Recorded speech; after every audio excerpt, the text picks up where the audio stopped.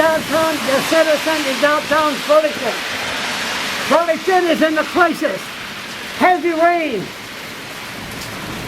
Heavy rain is really heading this way. Should be over 100 millimeters of rain, whatever that means. Metric system. What the hell is that? Anyway, focus, Charles. It's very dangerous downtown in downtown Fredericton because we have an idiot, Michael Bryan, as a mayor. The worst idiot that we ever seen in politics. This guy he's a cuckoo. Anyway, this cuckoo idiot refused to put portable washrooms downtown. People are shitting and pissing all over the place. Now, people are saying, wear your mask, be safe, wear your mask. The government, the health department, must intervene immediately.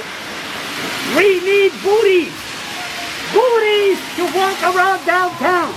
People are shitting and pissing all over the place. The heavy rain is just bringing human waste right on the street. Dogs, kids, families are walking in human waste, pissing, shitting all over the place. And they're just walking in their home. And that's where the danger is, because we have an idiot that refused to put a portable washroom downtown. People are shitting and pissing all over the place. They got nowhere to go. So when you gotta go, you gotta go. So where's the health department?